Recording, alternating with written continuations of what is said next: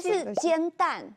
因为蛋好像也是煎了以后变成就是胺类，然后它的蛋常常大家会跟起司片就弄在一起，对，我后来发现那个也是不行，也是不行的吗？煎蛋一般来讲，蛋也是很有刺激胺的，然后但是我们好像也是长期就是。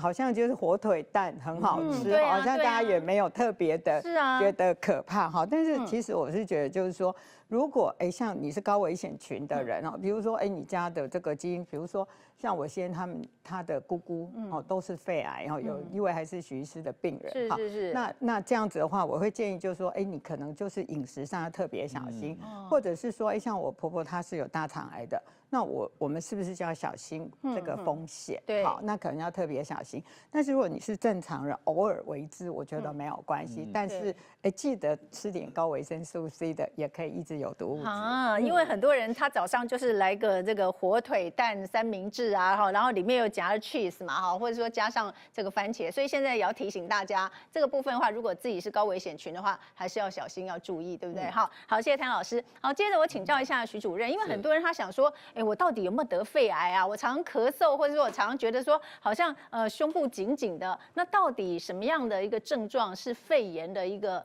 征兆呢？其实肺癌的确大部分人是没有症状，有时候就是做一个检查，照个 X 光就看到结节。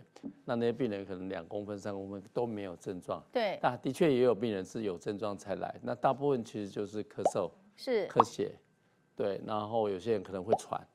然后才来就医。那大部分这种病人就医，看到这个，等他检查以后就发现，有些都不太能手术了。是，那如果说 X 光照起来有结节的话，就要特别注意了嘛，因为有时候结节是不是也可能是过去可能感冒啊，然后留下一些小伤口？对，有可能。这 X 光当然比较初步的检查了，那现在大家都做低剂量电脑断层，那他一做就知道有结节没有结节。当然很多都是些小结节，倒是可以观察追踪。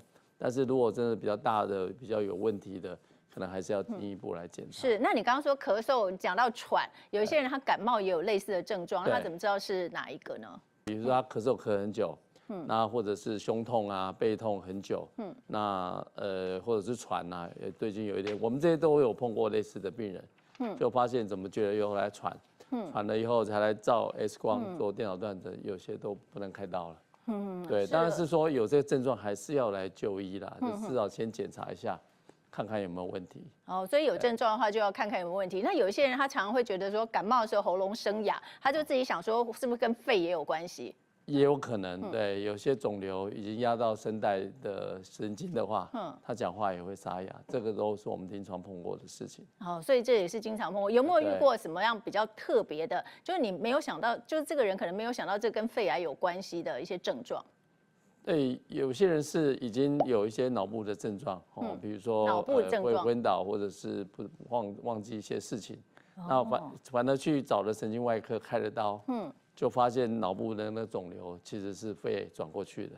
对，后来回头再照 X 光做电脑断层，才发现原来原发是肺癌，这转移到头部。对，因为肺癌其实也蛮容易转移到头部。所以它的进程很快吗？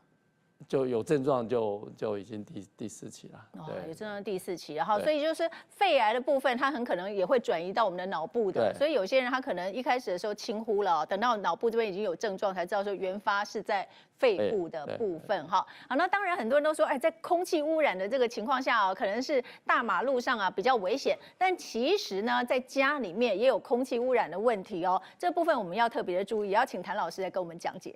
好，这个室外空污很严重，那所以大家都会觉得回家最安全。对呀。事实上，这个根据统计我们室内的空污事实上比室外多2到3倍。那美国环保署还甚至有时候会认为高于100倍为什么？因为其实室内会有很多的东西第一个像灰尘，如果你没有勤于打扫，灰尘的话，事实上里面就很多东西包括塑化剂啦，包括一些多溴二苯醚这些东西可能都会有所以呢，其实室内的空污是比较严重的。那我们开窗可不可以？我们就常开窗。像这个。坦白讲还是要保持通风但是要看你居住的地方。如果你像在大马路旁边的话，我之前就一直在考虑要不要开窗我都会拿那个侦测器。后来呢，我就决定就是白天不开窗，然后就是凌晨4点5点的时候才开窗，让它对流。那平常因为你不开窗的话，其实你空气也会很痛苦。那我就会干嘛呢？就是把那个冷气打开，用送风。嘿，因为这个是一个胸腔科医师教我，他就说如果这样，你就是开冷气送风。送风。好，但是呢，这个重点来了，你的冷气的滤网你一定要1个礼拜至少清1次。为什么呢？因为过去曾经发现，如果你的这个滤网没有清，你一开室内的这些霉菌细菌会上升30-40倍。所以呢，你的滤网最好是每天或者是1个礼拜清。1个礼拜要清。那你要记得拿下来之后洗干净之后，它湿湿的不要放上去。为什么呢？湿湿的就容易长霉菌，所以你一定要擦干。然后晾干之后再把它放上去。哇，老师你很忙哎，早上4、5点就起来开窗户，然后做这个事情。5点多啦，5点多就开了，我就没有，因为我就是每天都会打扫。为什么呢？因为你其实室内的灰尘其实会有很多的这些化学物质在里面哈。那尤其特别有一个地方一定要特别注意，就是电视跟电脑后面的那个电线一定要擦干净。那在室内的擦那个东西的时候，不要扬尘。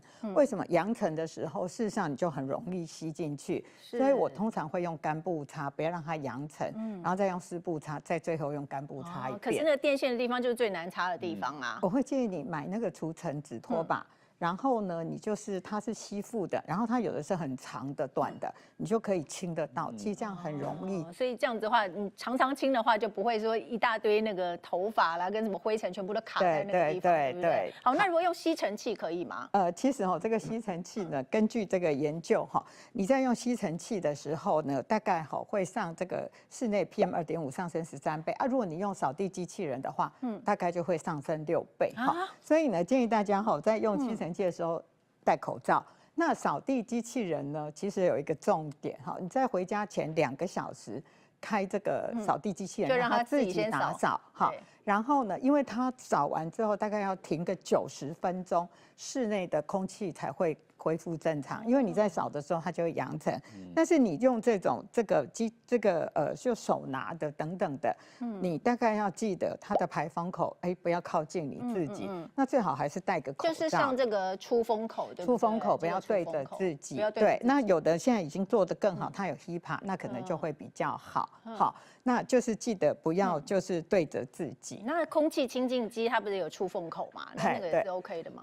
空气清净机你用的时候，最好是你人在家才打开。像有的人就想说，我大概1个小时之后才要回家，我今天把空气清净机打开。其实你回家之后你再开，同时呢，那个空气清净机的出风口，它有一个进一个出嘛，对，那个出风口要维持在你的上半身，因为这样对你的吸入会比较好一点。要维持在上半身呐。对。然后呢，这个其实在室内我觉得有一个最重要就是清洁剂。因为过去有人就发现，你喷清洁剂的时候，你使用这些清洁剂，会让你的肺部好像吸了20根烟那其实这样是会比较特别注意，所以你在用这个清洁剂一定要戴上口罩，会比较安全。是，那老师像譬如说办公室里面，有的时候就是窗户也不能开嘛，然后中央空调，这样的话是不是里面就真的蛮毒的？